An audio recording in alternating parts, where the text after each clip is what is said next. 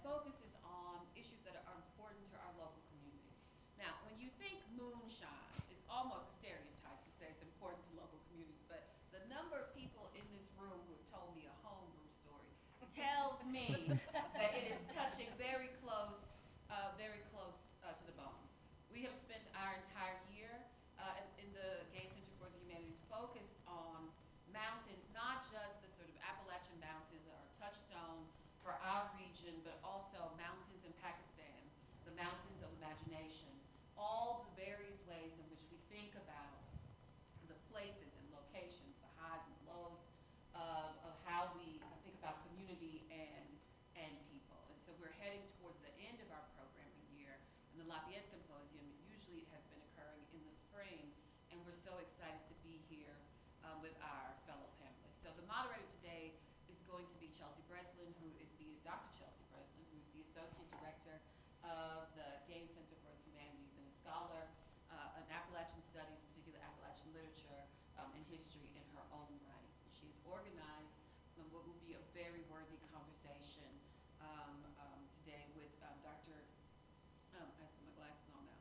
Dr. Jarrad Gollihue, who is the Technical Director of the James Beam Institute here at the University of Kentucky. He's skilled in analytic chemistry. Look at that, he's fancy, y'all. Analytic chemistry, beverage alcohol production, barrel maturation. I don't know why I have to say it like that. It seems like I should. Biomass analysis and problem solving. He earned a PhD in integrated plant and soil science, plant physiology from the University of Kentucky. His dissertation title was In Pursuit of Understanding Barrel Variation, surveying the lignocellulose composition and content changes in Clericus alba barrel staves during cooperage and bourbon whiskey maturation. I'm really proud of myself. He's also proud to come from an Appalachian family himself, stemming from the mountains of eastern Kentucky. And I have to say, I love that is in his bio. I tell people all the time that one of the best things that has happened to me since coming to the University of Kentucky is that I have learned so much and been able to visit and learn about the Appalachian Mountains, particularly eastern Kentucky, its people and its contributions, not just to the Commonwealth of Kentucky, but really to our national identity. So you keep that in there forever. Our other panelist today is Dr. Patrick Heist, who is the co-owner and chief scientific officer at Wilderness Trail Distillery and Firm Solutions Incorporated. He earned his PhD in plant pathology from UK in 2003. I didn't realize you could do so many things, by the way, with a plant pathology degree. I need to start pumping that up a little bit more. I was like, look at these people and the interesting things they're doing. In 2003, and he served as an associate professor of medical microbiology at Pikeville College before founding Wilderness Trail, which in 2013 expanded to include a distillery of their own. Dr. Pat, as he is known, is now co-owner of one of the top 15 bourbon whiskey producers in the world. And to give you an idea of the volume of production, they are now filling about 215 53-gallon barrels of whiskey a day. That's a lot of liquor, Dr. Pat. So we would like to thank him and Dr. Gollihue for joining us in this conversation on Mountain Moonshine. So I'll turn it over to Dr. Brislin. Thank you so much.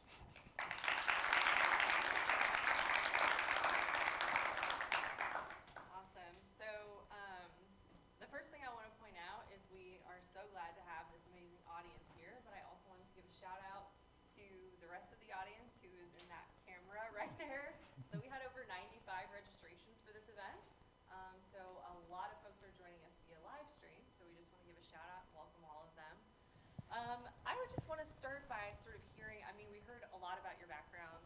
Thank you, Dr. Price, for that. But just a little bit about what does your day-to-day look like in your current roles? And we'll start with Jarrad, if that's all right. Yeah, so I work at the Beam Institute here at the University of Kentucky, and what I do can really change by who you ask, I suppose. I do a lot of teaching here, where I teach the HRT 335 class, which is kind of the basic introduction to our certificate program here on brewing, distilling, and winemaking. And then I also I like to teach a gin class, gin production in the fall. But I still do research and end up doing a lot of kind of odd projects with different distilleries. I'll do site visits where I'll help people with various issues from fermentation to analytical chemistry. So it's a broad breadth, and that's what we try to do at the Beam Institute. Thanks. And I understood about half of that. That's great. Dr. Pat? So for me, on a day-to-day basis, it depends on which day of the week.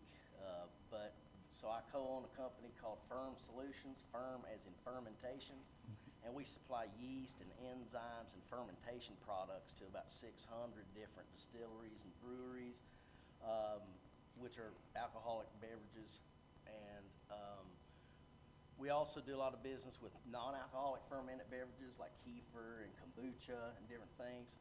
Now, as a yeast provider, the yeast gets the blame for every problem that a distillery or a brewery has. So most of my time is spent taking phone calls from our customers, hey, your yeast isn't working, and then helping them to figure out what the real issue is, because most of the time it's really not the yeast. So that's what I do, spend a good bit of my time on. I'm also an adjunct professor at the James Beam Institute, so I'm currently teaching a class on fermentation. I'm also a faculty member at the Moonshine University in Louisville, Kentucky, so I do a good bit of teaching up there as well. And then I also have this little company called Wilderness Trail, which in 8 short years, as you mentioned, has gone from a 1 barrel a day operation to the 14th largest bourbon producer in the world. And we just became the 18th member of the Kentucky Bourbon Trail within the last year and a half. And so we do there's a lot of tourism going on at our facility.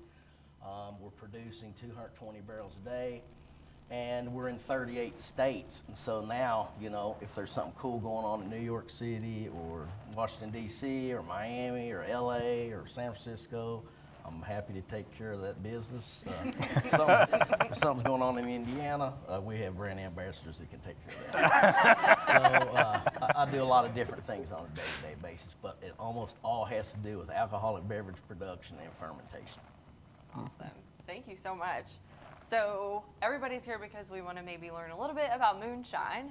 So in as layman's terms as you can muster, because I know you both are scientists in your own right when it comes to liquor production, what is moonshine? Just so we're all on the same page. Well, I would define it as any illicit distilled alcoholic beverage is the best definition for it. What that means, it might... Is the microphone not picking up? Oh, okay. So, yeah, it's any illicit alcoholic beverage that's been distilled. And what that might be changes depending on where you're at.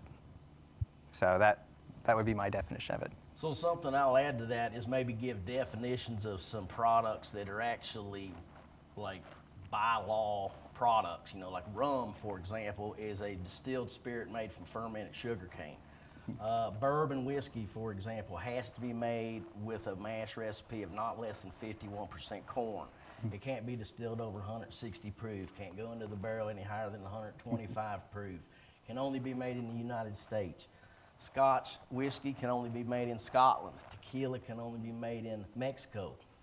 Moonshine doesn't really have, you can make it anywhere in the world, and it doesn't have like legalities attached to the term. It's actually what's referred to as a frivolous term.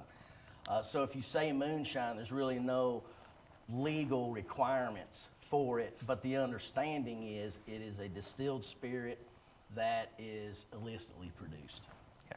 So the fact that it's illicitly produced, is that really the only difference between it and, say, something like vodka?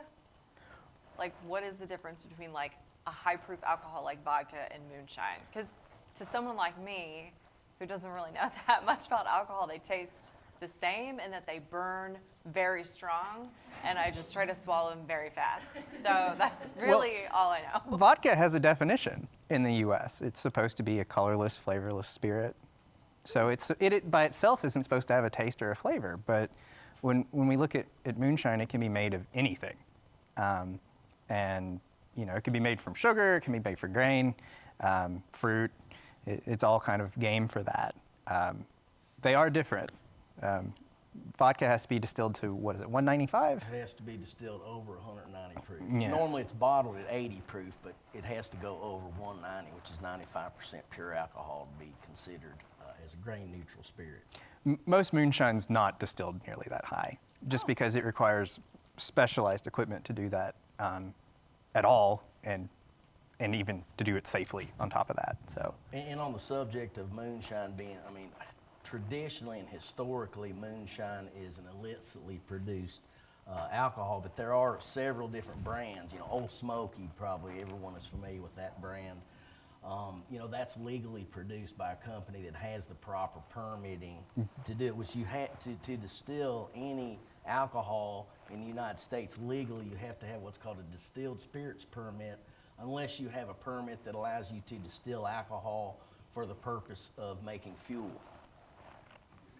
Yeah, you have to have permitting, you have to pay taxes on it, there's a lot of paperwork. If you don't do any of that, it's probably moonshine. So the alcohol my grandma used for cuts and scrapes that she drank a lot probably wouldn't have counted, right? She didn't have a license. Probably would have counted. Yes, she also smoked menthol cigarettes for her throat. So So your grandma smoked cigarettes and was a felon. just checking. welcome to West Virginia. Anyway, okay, so I've always heard that moonshine was called moonshine because it was produced by the shine of the moon and that they had to make it at night. Is this like an urban legend, or is this a real thing? Is that really how it got its name? Is that what you all have heard? That's what I've heard. So, Pat, have you heard anything different? No, that's the origin of the word was, you know, you're making it by the light of the moon. You know, you're sneaking around doing it because it's illegal, and so that's the term that was attached to it. Do you think it's still mostly made at night? Like for people that are producing moonshine now in, you know, certain counties, do you think they still make it at night? No. I would Maybe? say, just like, you know, marijuana used to be grown outdoors, and now you're going to find it mostly indoors. It's easier to hide, you know. So moonshine likely, you know, for a large part would be made indoors, you know, in barns or different structures where you can hide it easier. You know, back in the old days, you would have moonshiners camping out in the woods because you had to have a source of cool water to condense the alcohol vapors into a liquid. So you had to locate your still, especially back before they actually had running water, you had to locate your still close to a running water source so you could pull that cold water to condense the alcohol. So you know, times have changed a lot since then. Now we've got running water, you can go buy a bag of ice and throw it in a cooler and make your own cool water. We have bathtubs and different things that you can use to supplement that cold water as well. Electricity also makes everything so much easier. So, the amount of water you need in distillation is a lot for that condensation. So having running water probably would force, you can do that indoors now very easily. I imagine doing it outside would just be really uncomfortable. Probably. Yeah. So on that note, when did we start producing moonshine? Like, is there sort of a decade or a year? Do we really know fully?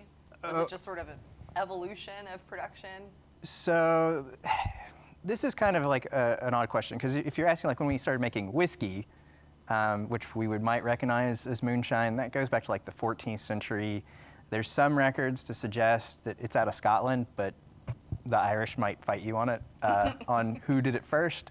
But we know that they were making a type of white distillate in Scotland that would have been malt-based. And I think it was 1497 was the original record on that.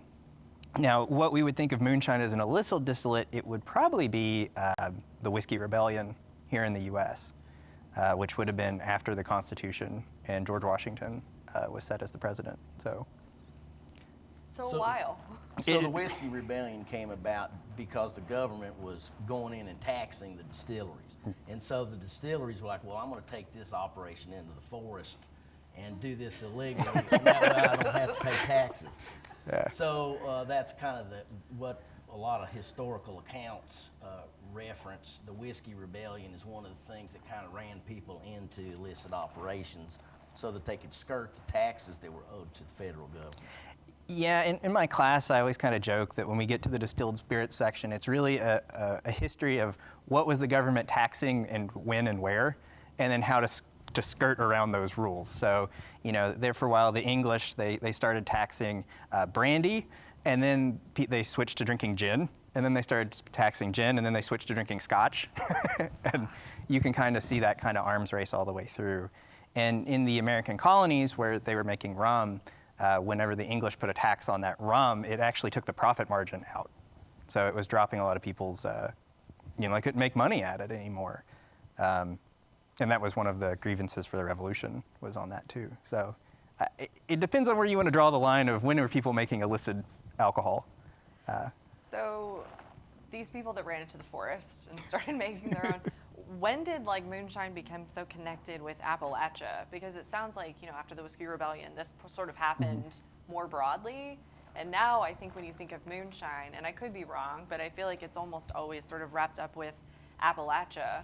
I don't know even if someone from necessarily California would have tried moonshine or would know someone who has produced moonshine. So when did it become an Appalachian thing? Or is that just a perception and it's not really? I kind of spent some time thinking about this, is that you do have the Scotch-Irish people that moved into the Appalachian region.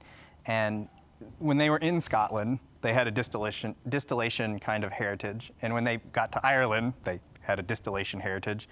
And they also picked up the fighting with the tax agents trying to collect on taxes in Ireland.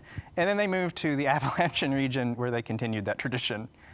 But I don't know if I would say that maybe in other places they don't have it. I just think that what they would be making would be different. So I used to do some work with the University of Kentucky Enology and Vit Society, and they sent me to California to do some talks and present some of our research. There's a lot of wine around out there, and it wouldn't shock me if some of it ends up into some stills for some illicit brandy.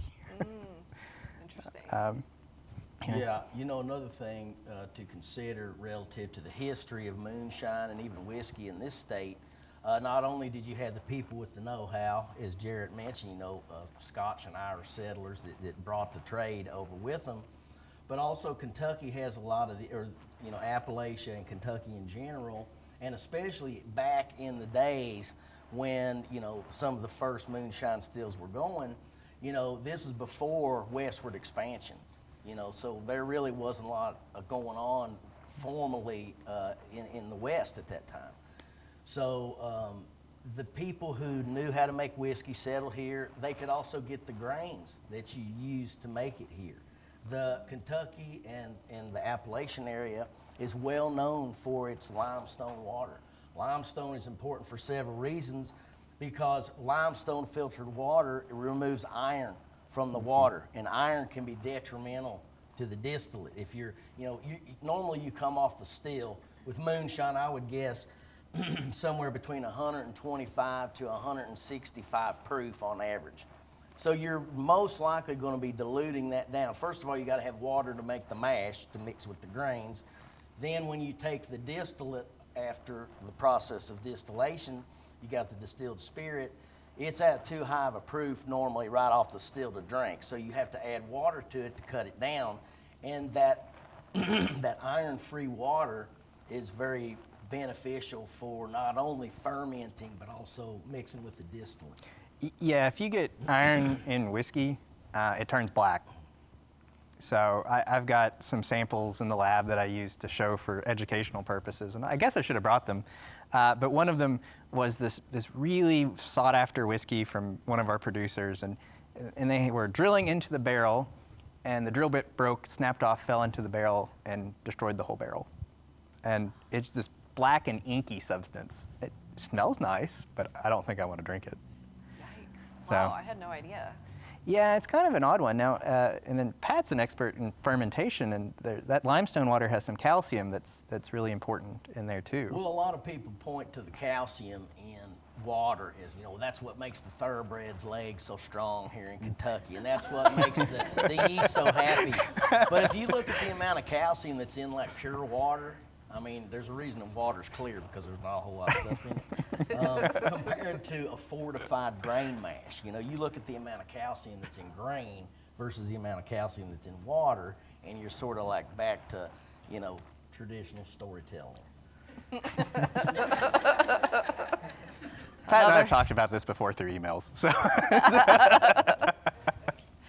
So I feel like we have some of the production side of things covered. Now I'm curious, you know, with the illicit beverage that I've never ever drank, how do you drink it? Like, so you said you're sort of involved in this moonshine school, right? But do you sip it? Do you shoot it? Do you pair it with something? Like, Well, as a person who co-owns a distillery that makes distilled spirits legally, not illicitly, and works with, you know, hundreds of other distilleries that make a, you know, variety of different things, you know, we're never going to argue with someone about how they want to enjoy our product. If they're willing to buy a bottle, then, you know, if you want to shoot it straight, put a little ice in it, mix a little bit of Coke, you know, a little pineapple juice, whatever you want to do, we've got no problems with how somebody wants to drink it. I think, you know, with moonshine, the way that I've seen it, and again, I didn't realize this. I'm from a rural area. You probably can't tell it by my Brooklyn accent. But, you know, I didn't realize how much moonshine is in Appalachia till I moved to Pikeville, Kentucky. I was a professor over there. Instead of an apple a day, keeps the teacher away, I was clanking out there with about 12 jars every, you know, during Christmas and stuff. You get people bringing jars in there. You know, the janitor can't walk by your door going down the hallway without, hey, you need another jar of that, you know? well, that's nicer than what I get for Christmas. It's really amazing how much moonshine is made over there, how many people make it, and how prevalent it is over there. So the way that I saw it most often enjoyed in the place where I saw more of it than anywhere, it was mostly proof down to about 60 to 80 proof, so fairly enjoyable. If 60 proof would be about fireball proof, for those of you who need a metric there. So With this audience, that's probably a good reference. I can tell by the response there. So anyway, normally it's proof down to make it more enjoyable, and normally you flavor it with something. So you'll see it with peaches floating in it, or maybe some cherries or some grapes or whatever.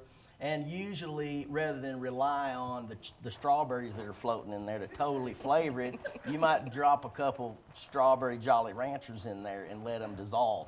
So that's a way that you get some pixie sticks or something that you could use to impart that flavor, maybe a little bit of sweetness. So that's the way that I saw it consumed more than anything. Well, I think if we're going to talk about the consumption, I think that if you've seen Parks and Rec and Ron Swanson's consumption of it on that was very funny, but I don't think that's the way most people do it. And if you haven't, he has a big jug of it and just like manhandles it straight up with his elbow. I think it's a drinking contest with his mom. Yeah, it's something really odd. Maybe it was his ex-wife. Not a great day for Appalachian stereotypes. No. Yeah. But it's, I've seen it in a couple different ways of it just being consumed neat and sipped if it's really well. But that's with any good distillate. You should be able to consume it just as it is. Another way I've seen it is with lemonade. And this right here is where we're shifting kind of our moonshine definition, maybe from just any illicit spirits to something that's more defined in the bounds of corn whiskey distillate. So an unaged corn whiskey would be at least whenever I think of moonshine in Appalachia, I think of corn whiskey that's unaged. And when I was talking to some different people we had at the Beam Institute about how would you consume corn whiskey, which in this case would be moonshine, they said, yeah, you can use it as a good sub for tequila, is what they suggested. Oh. I like it with lemonade if I was going to pick, but I could definitely see the tequila sub because it's kind of got like a weird twang to it. Yeah, that's interesting. Huh. I always heard the expression growing up, like if someone mentioned moonshine, the next thing would be like, well, don't go blind. Is that like a thing? If the production is flawed or if it's too high of proof, or was that just like an expression that is not meant to be taken literally?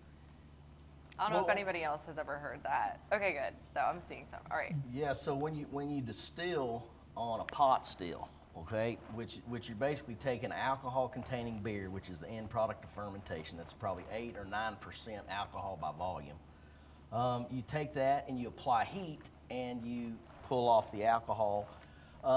The first thing that comes off a pot still contains a lot of the chemicals that are at the lowest boiling point, which are things like methanol, acetaldehyde, and some of those things can be toxic.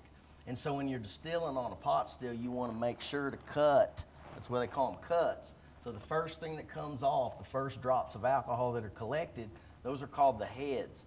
Then once a little bit of that has processed, you get into what's called the hearts. And if you're making bourbon, that's mostly what's going to go into the barrel. And then the last thing that comes off are the higher boiling point chemicals like propyl alcohol and other things. And so they're called heads, hearts, and tails. And you want a little bit of each of those. You want all the hearts, but you want a little bit of those heads and you want a little bit of the tails, but the heads contain a lot of things that could be toxic. So that's one thing that could cause a toxicity. Another thing is the fermentation vessels that were used, and sometimes the devices they would use to condense the alcohol. You know, if you'd use an old car radiator as your condenser, it might put a lot of lead into the distillate. You know, there's actually a saying, if it burns red, you're dead. And that was a way you could tell if it had a lot of lead in it. And so, you know, also there's a lot of lead used in the old solders that they use. So if you're soldering together an old steel, you might use lead as the metal to solder the creases. And then that's another way that lead could end up in your distillate. And that's just a good example. If you have something that's totally unregulated, like if you're buying marijuana, I hate to keep bringing that up, but You've been to California a little bit lately. Well, if you're getting it here, for example, someone told me that you know, there's really no way of knowing if somebody used a bunch of pesticides on it, for example, because it's not regulated here. People are selling it and growing it illegally. So if you're making illegal whiskey and it's not being regulated, then there's more of a chance that there's going to be some of these defective things that go on that in those cases were toxic to the drinker. Yeah. With the radiator thing, you also have to remember that there would be antifreeze in that, and that's also not good for you to consume. Nobody wants to drink antifreeze. I hope not. The other thing with it is when you're doing distillates that are going to be grain-based, you probably won't have very much actual methanol produced by that. Methanol is produced by one yeast fermentation of like a pectin. So a pectin is one of the products that you would add in if you were going to make jam or jelly at home. But it's found in fruits, and when that substance is fermented, you get a lot of methanol. But it shouldn't be in any grain distillate. It's interesting because the antidote for methanol is ethanol. So if you consumed methanol, you would want to get actually a bunch of ethanol in your system to like flush it out. The other thing with it is that when we think of people who catch methanol poisoning, it's usually because distilled spirits are sometimes denatured. So that's where we take an alcoholic, something like ethanol, and we need to use it for an industrial purpose. So we add other chemicals to it to prevent people from drinking it. So in some cases, that's methanol. If you have been on campus, I was in charge of running the sanitizer program here. So I made all of the hand sanitizer. So to keep the students from drinking it, we used a compound called Bitter-X. Bitter-X is so bitter. I would have really liked to be in that meeting. Oh. To be honest. How do we stop the students from drinking the hand sanitizer? I was more worried about others than burning it. But so that hand sanitizer, we use Bitter-X, which is so bitter, it actually is used as deer repellent. It will prevent deer from eating something because it causes a physical reaction. So that's where my methanol poisoning is. You also sometimes see people who are bootleggers that wanted to make money. You could add methanol to a distilled spirit because methanol is cheap. It's very cheap, and add it, and it would make it look like something was higher alcoholic content than it actually was. But of course, that was dangerous for the end user. So it goes back to Pat's kind of comment on if it's unregulated, you do run into some of those issues. Yeah. So one of the things I teach in my classes is Appalachian representations and stereotypes. And so there's, of course, no shortage of material to teach that. But in a lot of comic strips like Snuffy Smith and the Mountain Boys and all of this, they're all carrying moonshine jugs because, of course, you can't be a Kentuckian without having a moonshine jug permanently attached to your hip. But all the moonshine jugs have 3 X's on them. What does that mean? I never knew that. Like, I don't know what that indicates. Like, how do the 3 X's then indicate this is moonshine? I had to look this up because I didn't know. I was just like, but I knew it was moonshine. And, right. I mean, everybody does, right? Like when you see those 3 X's, you know. I mean, the Kentucky Press actually just put a book out this year on Moonshine, and the cover is a jug with 3 X's on it. And I was just like, what does that even mean? So when I looked this up, because I had to check, and it said that each X was an example of it passing through the still each time. So 1, 2, and 3. So 3 passes through the still, and they were using that some type as a crude proof marker. So that would probably put it between 60% alcohol and 80, depending on what their setup is, and a couple other caveats. Yeah, when I looked it up, I just put the triple X in there. Oh, no. And I didn't put Moonshine. So I came up with a whole bunch of other stuff that wasn't related. After 3 hours, I was done. I couldn't look at it anymore. But actually, once I did make it to the right site, that's exactly what I saw. As well. Always make sure to put the right keywords in, folks. Yeah. Use the quotations, all those things, yes. Dr. Pat got locked out of his computer. Yep, we got HR on my case. Yeah. I had to get rid of the HR person, bring a new one in because they were threatening to fire me. So I was having a chat with one of the students who's actually here tonight, who was telling me that in Cars 3, which is a Pixar movie, that they watched in their Shaker Village retreat, there's an allusion to Moonshine being part of the founding of NASCAR, that NASCAR wouldn't exist without Moonshine production. So do you know anything about that? I was sort of curious about this connection. I can guess, maybe, but... I'm not much of a NASCAR fan. Pat, are you? Well, yeah. I wasn't going to give away any of my friends who sell moonshine at NASCAR events, but if you think about, if you're making an illicit substance by the light of the moon, and you're traveling by the by darkness to try to conceal your illegal activities, it might be important to have a car that goes really fast in case you get blue lights behind you.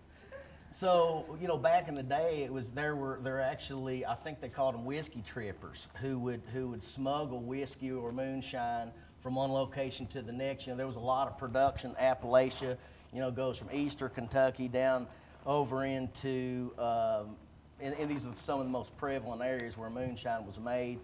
Southern Virginia, northern North Carolina. So a lot of that product would be loaded up into vehicles and as fast as you can get it to the different customers. And also, if you had to evade the police, you would have a very skilled driver and a very fast car to do it. And so some of these whiskey trippers, as they called them, they actually on the side raced cars, to kind of practice up. And so one of the early NASCAR victors that won one of the first was Junior Johnson. And Junior Johnson, I think he won one of the first NASCAR races, and then when he got home, the cops were waiting on him. He went to jail for 11 months for moonshining. So there is a connection to NASCAR, and it's probably the fast cars, and also you need a big trunk to load it down with a bunch of stuff, so there's also a little bit of that as well. And it wasn't just like making the cars fast. They also would replace the shocks and all sorts of aspects of it, because it wasn't just the car needed to be fast, it needed to look normal. So if you've ever done home construction and you load your car up full of supplies or whatever, you'll see your car will start to sink to the ground. Well, if I was a police officer trying to pop a moonshiner, I wonder why that sedan that looks perfectly normal is dragging the ground. I could hazard a guess. So they were doing all sorts of things with it. It's interesting that it really kind of shows the ingenuity of Appalachians, actually. I've never, just another point of interest, I've never been to a NASCAR race where I didn't get offered moonshine from somebody. Most of them were with me, traveling with me, but there was also other ones offering as well. So. Starting to notice a trend, Dr. Pat. Student gifts, NASCAR. Yep. So on that note, I was just in Gatlinburg like a week or so ago, a couple weeks ago, and you mentioned Old Smoky, moonshine, and a lot of Appalachians I talk to sort of are very dismissive of that. Their words, that commodified moonshine. Like, that's not real moonshine. You shouldn't go and do that. It's just a sort of money-making scheme. That's not the real stuff. What do you make of that? Do you agree with that? Is it made differently? Is there something other than legally? But Does it Well, taste different? As important as Old Smoky is to the Moonshine conversation, I had to look them up, and I saw that, you know, I mean, they're still doing gangbuster business. Actually, they just got acquired by some, like, capital group recently. But back in 2014, which was really before, I mean, they got a lot bigger since then. They did $46 million in revenue in 2014. So, you know, that's a good indication that, you know, they're definitely being noticed. But I can't remember exactly where I was going with that. But my point was relative to Old Smoky and the fact that they're such a huge company, and they're everywhere. I mean, you go out to California, you know, a lot of people, you would think that far away, would they even know what moonshine is? But it's on the cocktail menu at some of those places, you know. So, I mean, I've been to New York City and saw Old Smoky on a cocktail menu. So it's very well known, and it's a high revenue generating company. This is where I'm a little split on this. It's an interesting product, but it really comes down to me is like, are you getting what you think you're getting? So most alcoholic beverages, as we talked about, are incredibly well regulated. And I don't know anything about their production processes, but you know, Pat said it was a frivolous or fanciful name is what the TTB calls it. So it can mean about anything. And it can mean anything from something that is quintessentially vodka in name, or it could actually be something that we would look as like a corn whiskey product, where there's very kind of few rules on that with the TTB. You don't know. And that's can be good because, you know, if you have something that's fundamentally homespun, you kind of need that kind of wideness to accommodate everybody. But if you're trying to purchase something that you think is going to be a corn whiskey and it ends up being vodka, then you didn't get what you wanted, and it was all labeled kind of the same thing. Mm-hmm. So that's kind of where I think about it, is maybe it needs to be implied that it's been fermented in some way. Because you can purchase just grade neutral spirits on the bulk market and bottle it, and call it vodka, or in this case, you could do moonshine. And, yeah, so I could see where it could be problematic. Yeah. It's just one of those things where, again, like, I feel like someone was like, well, you should pick up a bottle or a jar of Old Smokies, and I thought it feels traitorous or something as an Appalachian, and I don't know where that comes from or like why I feel that way. I don't know if you've ever felt that way. Well, you know, another way to look at it is if you I travel the world, and if you ask somebody, you know, what is Kentucky famous for, most people aren't going to say moonshine. Mm-hmm. They're going to say bourbon, you know. So we've got that going for us here. You know, kind of like over in Ireland, you know, what are they famous for over there? Irish whiskey. Well, a lot of people don't realize there's another distilled spirit over there called poitín, which is kind of like a moonshine. It's made very crudely from fermented oats. Down in Brazil, where there's a lot of rum produced from sugarcane, if you take the juice off the sugarcane and instead of making a syrup or sugar out of it, you just ferment that juice, you distill it, you can get what's called agricole, you can get what's called cachaça. That's another one of these very crudely produced. So when you think about, you know, South America, rum production, you don't think about cachaça or agricole. When you think about Ireland, you don't think about poitín. So it's just kind of another one of these things that is just sort of a remnant of, I mean, it's still done here, but it's just not, it's not as of the level of importance, I don't think, as something like bourbon whiskey. With the, so whenever I was in grad school, one of my office mates was Brazilian, and he knew what I did, or what I was studying with the oak barrels there, and he told me stories about his grandfather making Brazilian moonshine. Moonshine's all across the world. It's just, if you have a fermentable substrate, you're going to ferment it and you're going to make alcohol. And then the next step is, how do I make the alcohol stronger? So that's just the history of humanity. So you can ferment legally, but to distill, that gets you into another level of where you actually had to have a permit to do it. Got it. Interesting. So do you think Old Smokies or whatever eventually becomes a competitor for Old Smokies is ever going to catch bourbon? No way, no how. Not even close. Bourbon will reign supreme yeah. forever. No way, no how. Yep. Yeah, I don't think that. Fact. And we're scientists, so we know fact. You heard it here first, folks. So we've made the decision. No one needs to debate it Started any with a further. hypothesis, now it's fact. That's the second step of the scientific process. I think we might have skipped a couple steps, but that's okay. I guess that's Pat science. That works. So I do want to get to audience questions, but I want to ask one more question of each of you before we move to the audience questions, and that is, what is one thing you wish everybody knew about Moonshine? So if you only had, the opportunity to share one thing, what is something you wish more people knew about Moonshine? I wish people knew, this is a big thing, knew exactly how to make it. Because you can develop a career off of knowing how to make it. You can make fuel by knowing how to make it. You can start a company by knowing how to make it.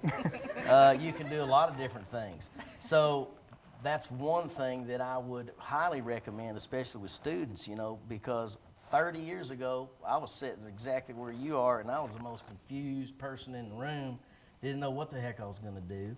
And, from plant pathology to medical microbiology to distilled spirits, we're sitting on a $500 million company now that who would have ever thought? And most of that, the reason for that is because we know how to make alcohol. So that's what I would say. Interesting. I think I'm going to take a little different kind of tack at this. So one of the things that I think that we should think about with Moonshine is I got a hold of the Foxfire book whenever I was asked to come speak on this. And one of the things that was really interesting, if you've never picked it up, it kind of has Appalachian homespun knowledge in it. It's kind of an encyclopedia for how people did things. And one thing that kind of struck me was when I was looking at these stills these people were making, was they were incredibly impressive. They were not crude. In my class, I get to go through all these different distillation ones, and you see crude stills made out of clay. These were pretty complex pieces of engineering that people with very little means, or in some cases not formalized education, were coming up with. And I think that kind of should be celebrated as part of it. That's a really impressive ingenuity. To give you kind of an idea about this is that the book kind of showed some of these stills that were very simple pot stills, which still take some serious craftsmanship to produce, but they had ones that had steam boilers attached to it, which are pretty similar to what I run into whenever we were doing at the big producers of bourbon. So that would be kind of what I think people should kind of take away is that there's a lot of ingenuity and engineering and craftsmanship that went into this process. And to go on Pat, I'd also would like for people to know how to make it so they quit giving us jars that smell terrible. I think that makes a lot of sense. Yes. So we have about 15 minutes. So I just wanted to turn it over to the audience to see if anybody had any questions for our panel. Yeah, Chris. Yeah, I have a question. Thanks for talking with us. My name's Chris. I'm a junior here in Kentucky. Like you all, big fan of alcohol. You talked about the dangers a little bit of kind of the homemade distilleries and kind of the effects that might have. I'm kind of curious if there are any sort of positives or just different notes to kind of like the flavor profile or things that you can't really capture in a regulated sort of production style, but you do see in more the unregulated production of Moonshine. And for our live stream folks, I'm going to repeat the question because Chris doesn't have our fun mics. So the question was, is there any benefit maybe to the unregulated production processes or anything they can do that in a regulated process you can't do that might make it more appealing or taste better or whatever? Pat, you want to start? You run a business on it. Well, I have a thought, but I want to hear yours first. yeah, I don't know that there's anything that you can do in an unregulated environment that you couldn't do in a regulated environment. Now, given that if you're, kind of lone ranger in your own little illegal environment there, you might, do things that are very creative because you don't have, you don't have the playbook of how to make alcohol sitting. You might have it, but there's a lot of ingenuity that occurs with these things. Let me add a little bit more sugar.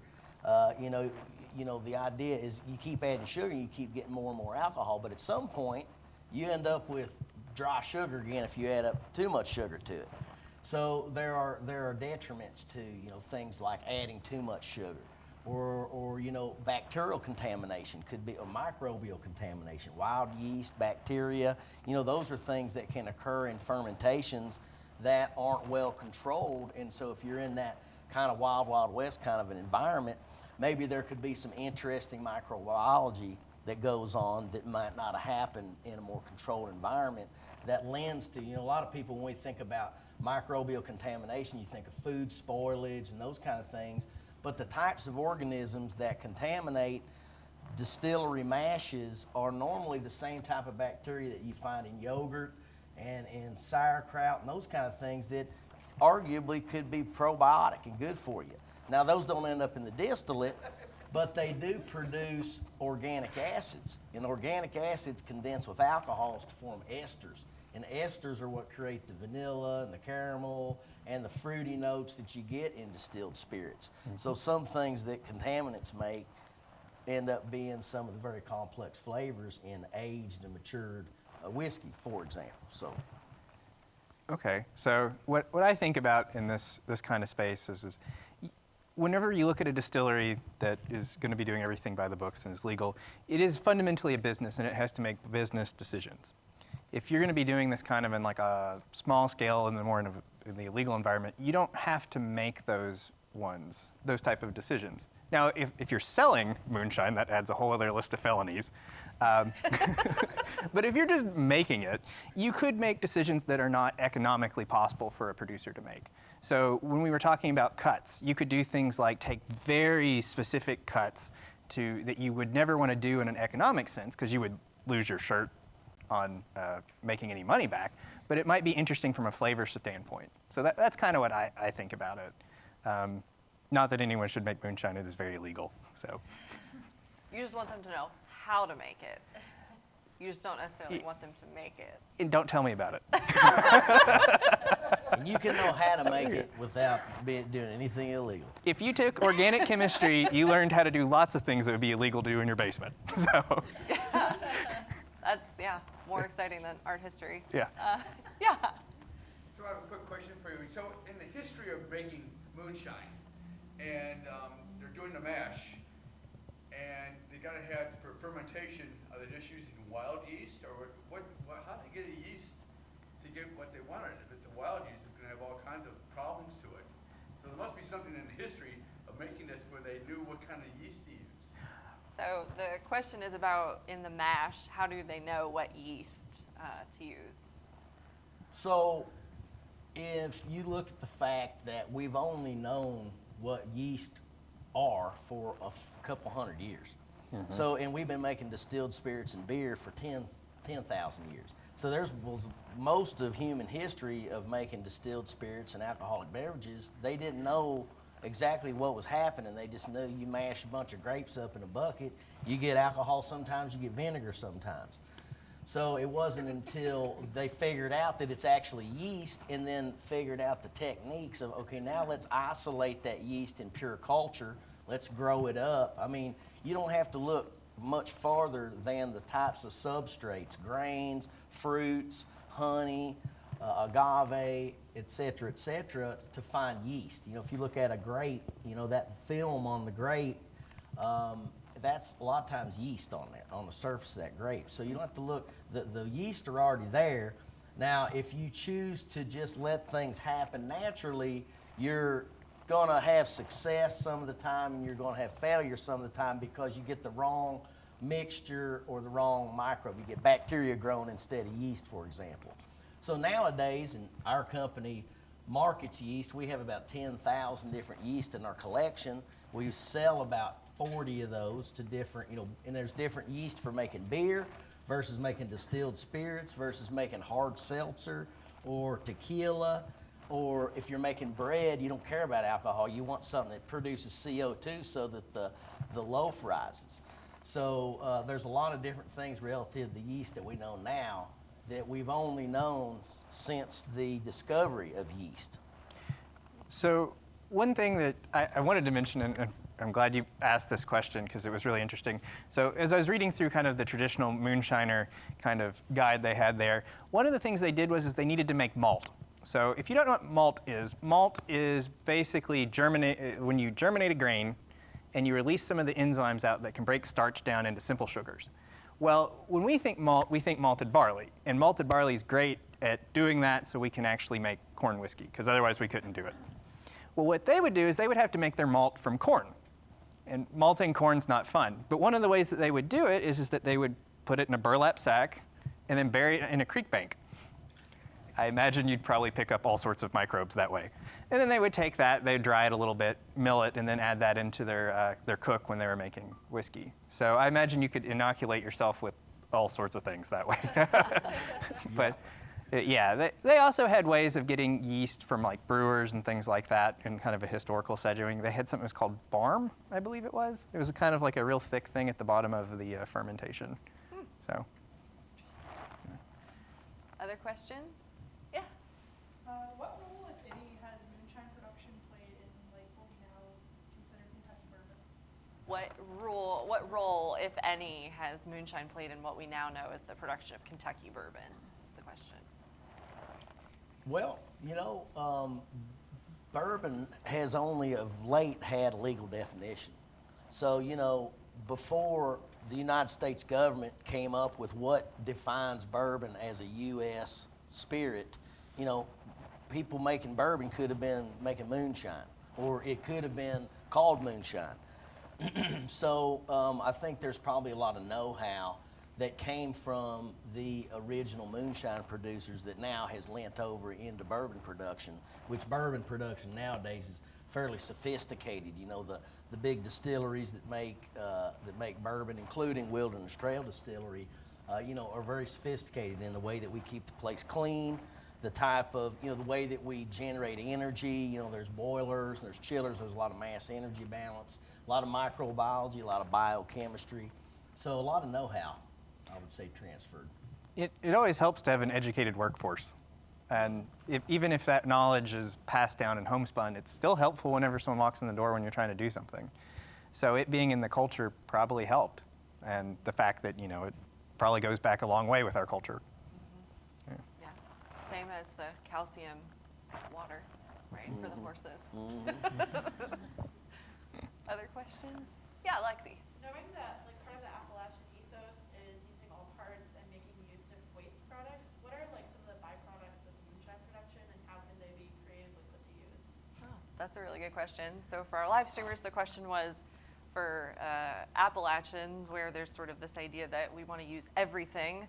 What are the byproducts of moonshine production and how can they be put to good use? Oh, it's spent grains. That's the thing that I spend more time working on at the Beam Institute than I want. And Pat has to deal with it too. So one of the things in the distillation industry is they use a lot of grain. And after you ferment that grain and throw it through the still, you're left with spent grain, it's basically de-alcoholized beer. And it has chemical properties that kind of make it toxic waste. So in a moonshine setting, those things would have probably been fed to livestock, which is what we did here for a long time with bourbon production. But now we're running into an issue where we have more distilleries than we do cows.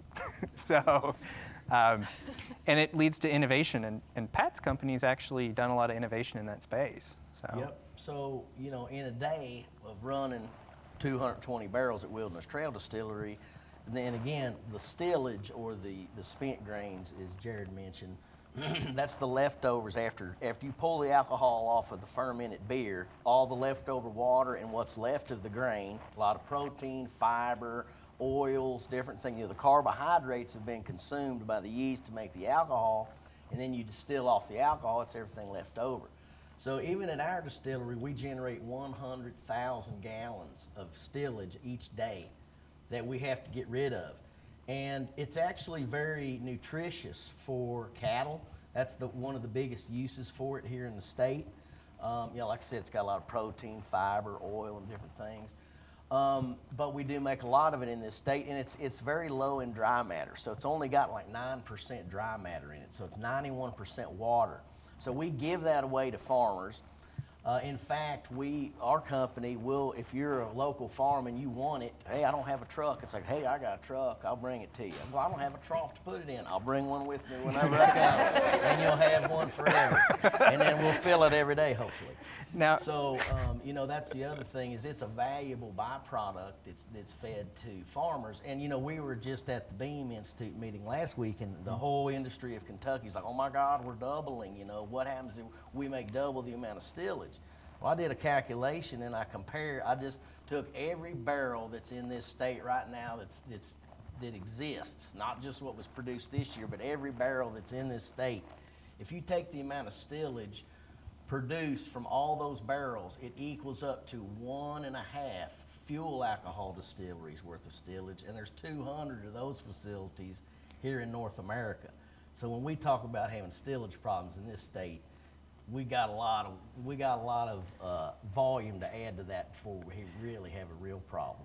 Our biggest problem is the alcohol is worth so much that we're so focused on selling that the stillage is just kind of a secondary thought. As long as you can get rid of it, even if you got to pay somebody to come and get it, that's what your prize over here is the alcohol. And so, unfortunately, it's actually very fortunately for you students, because there is a multi-million dollars worth of low-lying fruit to come up with solutions for how do we deal with this byproduct of bourbon making that's actually food grade and very healthy for you.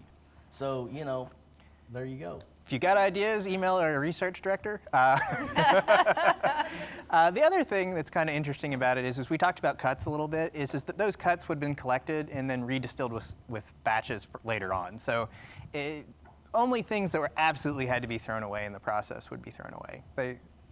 Yeah, typically distilleries are what are called zero discharge, because there's not a whole lot of anything going down the drain. Just if somebody flushes the toilet in the visitor center, that'll go down the drain. But it's not like we're putting all this water and stuff down the drain. All the waste product that comes off of it goes out in trucks that go to farms, and the cows eat the liquid part of it as well as the dried part of it. Another thing is you can actually de-water it and dry the dry portion of it and actually make a dried feed from it, which is called distiller's dried grains, which is actually sold and is a major profit point for fuel alcohol distilleries. Yeah, that which one's use corn to make alcohol. that one's interesting. It actually trades in sync with corn. So, I spend a lot of time working on stillage. So Well, you can actually extract corn oil off of stillage. So that's like you take the byproduct of the process, which is whole stillage, and then in addition to the animal feed value of that, you can actually pull secondary value out of it by taking things like corn oil off of it. So it's another way that they're making. There's a company that we're working with currently that's trying to make activated carbon out of the solids in it. So there's a lot of ingenious things that are being done with those byproducts. That's a great question, Lexi. I didn't even think about that. Alex? So I'm Alex. I'm an animal science major. So we've been talking about studying applied nutrition, like distillers' dried grains. So do you guys actually dry your own grains, and for Moonshine as well? They want to try and sell it. Could they actually sell it as animal feed as well, or no?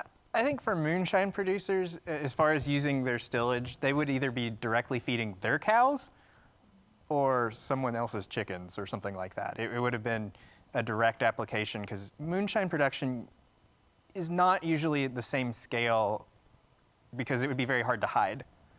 Pat still, I don't think we're going to be able to take it and hide it in the woods anywhere. Unless there's maybe somewhere in Berea's forest. I don't. That's right. You normally don't get 5,000 pounds of high pressure steam in the woods. You don't have, a lot of the equipment that we have, you don't have. So if you had a large pot still for moonshine production, it'd probably be 150 gallons, which is still going to be a lot of grain, but it's not that what Pat's putting out. So. Yeah, the biggest pot still I've ever seen for moonshine production was the one at the Popcorn Sutton Distillery, which is a 5,000 gallon pot. That's big. That's a big pot. Yeah, I've not seen any large pot stills for moonshine production. I know that the Irish are big fans of them, and they have some massive pot stills that run for 18 hours at a go. But I don't know very many for moonshine. It's usually pretty small. So we have time for one more question. Natalie? If I were going to a NASCAR race, and I saw multiple people offering me moonshine, how would I like make a decision about what's like a good moonshine to drink? So the question is,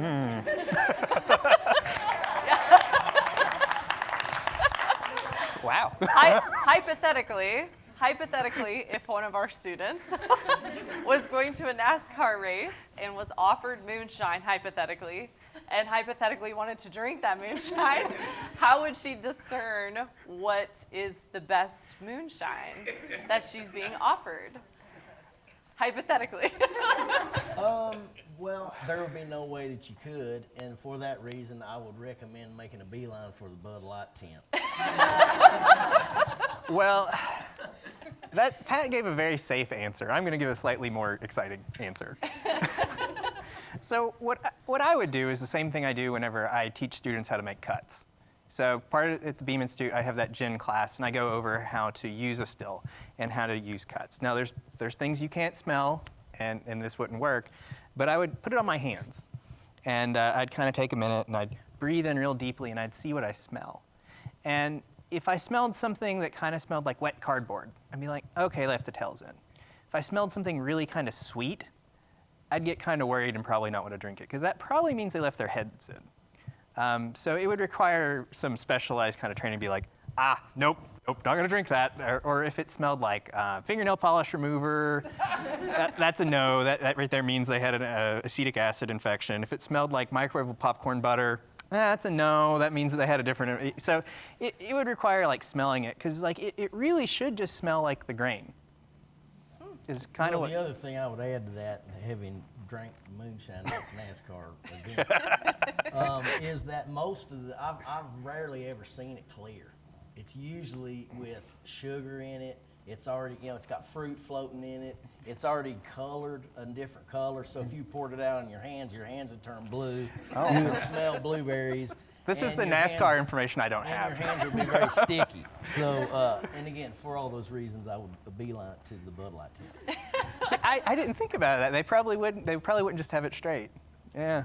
Well, they might bring it straight to keep it in lower volumes, and then maybe even mix it there. A lot of people take campers and stuff, so there's plenty of opportunities. You got your own kitchen in there, AKA alcohol laboratory. Yeah. So the short answer is just find Dr. Pat and see what he's drinking. I will be at the Bud Light tent. Just, come see me. So before we part today, I want to just give a little save the date for everybody. So on April 7th at 6 p.m. in this exact same building, and it will also be live streamed, we're going to be hosting our undergraduate lectureship. The awardee this year was Matthew Klumper, who is a digital media and design major in the College of Fine Arts, and he's going to be showing his own original photographs as Kentucky retellings of urban legends. So we're keeping with the mountain theme, and it sounds like it's going to be incredibly interesting. We'll have the screen down with lots of great visuals. So that's April 7th at 6 p.m., and we hope you can make it out to that. Thank you both so much. This was incredibly interesting. If we can just say thank you to our hosts. Thank you very much. I think all these humanities scholars learned a lot today. So safe travels home, and thank you everybody for coming.